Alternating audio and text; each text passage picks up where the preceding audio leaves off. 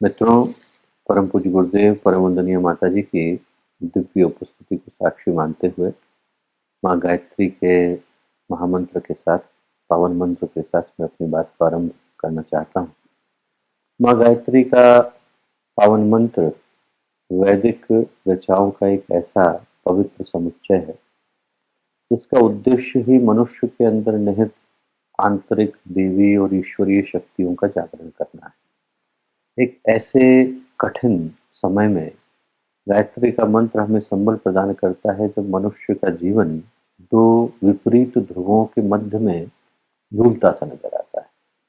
ये जो मनुष्य का जीवन है, इसके एक सिरे पर, इसके एक छोर पर, इसके एक किनारे पर देवत्व की संभावना विद्यमान है, तो इसका दूसरा सिरा वो है जिसमें पाश्विक और निम्न कोटि की प्रवृत्तियां हमें और इंसान को अपनी ओर खींचती नजर आती है। दोनों के दोनों ये जो ध्रुव हैं वो मनुष्य को अपनी अपनी ओर खींचते हैं। शास्त्रों में एक बड़ा अद्भुत वचन आता है और बड़ा रहस्यमयी वचन आता है, और उस वचन में शास्त्रकार कहते हैं कि जो मनुष्य है वो सूक्ष्म की शक्तियों का भोजन है। क्या अर्थ है इस बात का? इस बात का अर्थ बड़ा गहरा है और बड़ा महत्वपूर्ण है। इस बात का अर्थ यह है कि जो सूक्ष्म की शक्तियां हैं उनमें और इंसान के मध्य में ठीक वैसा ही संबंध और वैसा ही समीकरण विद्यमान है जैसा इंसान और पशु के मध्य में विद्यमान है। ये जो संसार है, सृष्टि है, जगत है, इसकी जो क्रमिक विकास की यात्रा है जिसको वैदिक अवधारणा की दृष्टि से देखें तो ये बड़ी स्पष्ट है। इसके अनुसार ये जो यात्रा है ये मैटर से कॉन्शियसनेस की है, जड़ से चेतन की है। जड़ से जब पहली बार उसके अंदर चेतना की प्रवृत्ति आई, पौधों का निर्माण हुआ, पौधों से पशु बने और पशु में से इंसान बना और इंसान में से एक दिव्यता की, देवत्व की संभावना विद्यमान है। तो हमसे ऊपर जो शक्तियां विद्यमान हैं उनका हमारे साथ वही संबंध है जो इंसान का पशुओं के साथ है। और इसीलिए आपने देखा होगा कि कुछ इंसान पशुओं को पालतू बना करके रख लेते हैं। गधा है, घोड़ा है, कुत्ता है, बिल्ली है, लोग इनको पालतू बना लेते हैं और पालतू बनाने के बाद उनका जो उपयोग है वो दो तरह से करते हैं। या तो अपने निजी कार्यों की पूर्ति के लिए इंसान उनका इस्तेमाल करता है, गाड़ी में हाँकता है, सामान ढुलवाता है, खेत को जुतवाता है, अपने उपभोग के लिए या अपने उपयोग के लिए लोग पशुओं का इस्तेमाल करते हैं। और कुछ ऐसे होते हैं जो पशुओं के साथ, कुत्ता है, बिल्ली है, उनके साथ भावनात्मक संबंध को स्थापित करके बैठ जाते हैं। फिर वो जो कुत्ता बिल्ली है वो परिवार का हिस्सा हो जाते हैं। उनको वो बड़े प्यारे लगते हैं, अपने लगते हैं, लोग उनको एडोरेबल कह करके पुकारते हैं। उनको लगता है अरे पॉमेरियन कितना अच्छा है, लेब्राडोर कितना अच्छा है, तो हमारे परिवार का हिस्सा है। लोग उनको नाम भी देते हैं, उनको अपने परिवार में स्थान भी देते हैं।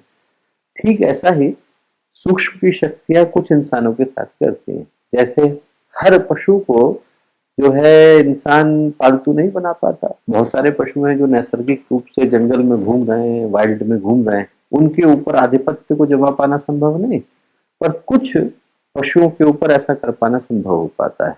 वैसा ही कुछ इंसानों के चित्त पर, मन पर, भावनाओं पर जो सूक्ष्म की शक्तियां हैं वो पूरी तरह से अपना एक छत्र अधिकार बना करके बैठ जाती हैं।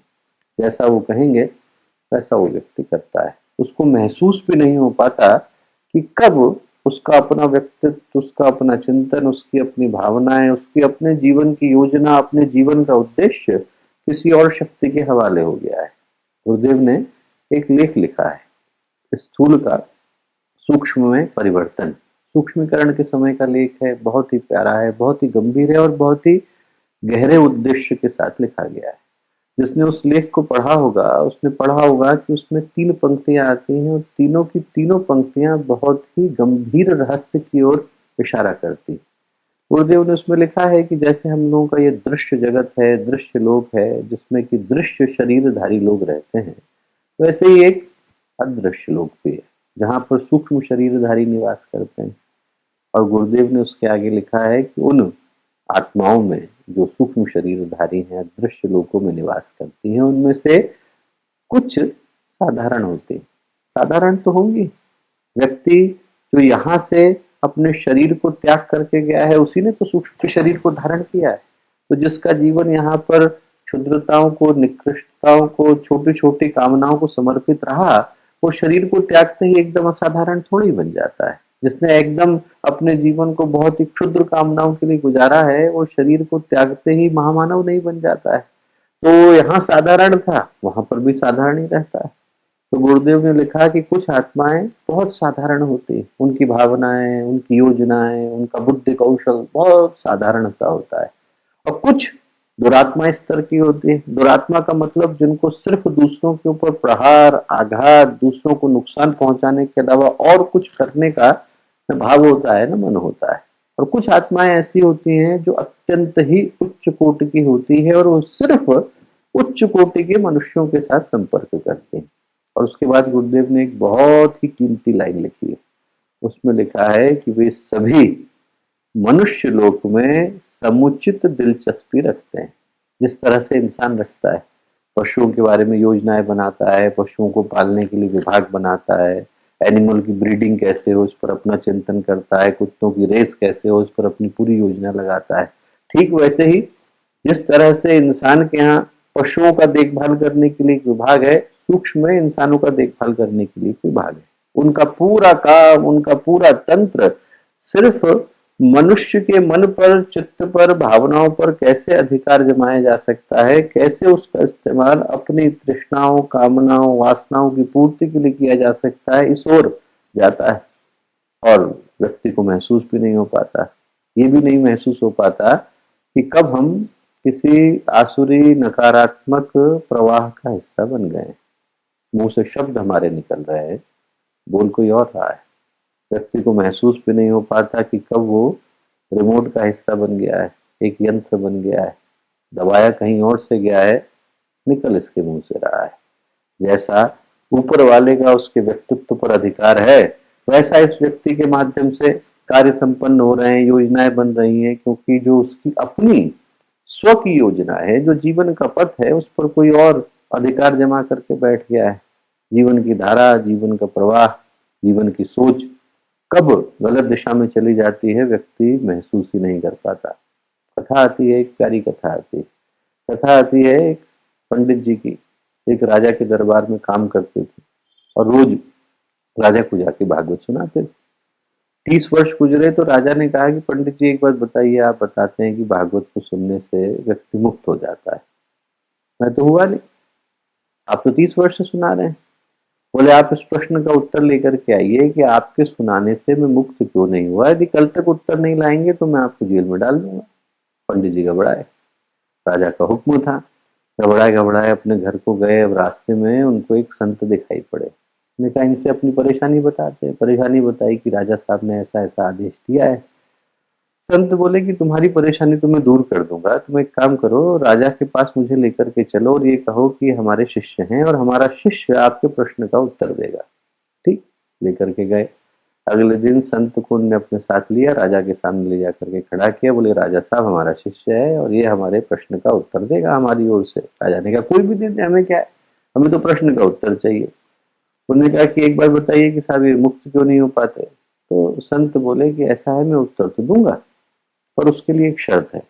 आप मुझे ऐसा करिए कि कुछ देर के लिए इस राज्य का राजा बना दीजिए और यहाँ जितने दरबारी हैं, अधिकारी हैं, आपके सेनापति हैं, सैनिक हैं, सबको कह दीजिए कि राजा होने के नाते जो मैं आदेश दूं वो पूरा करना जरूरी है। राजा ने कहा ठीक, बना दिया।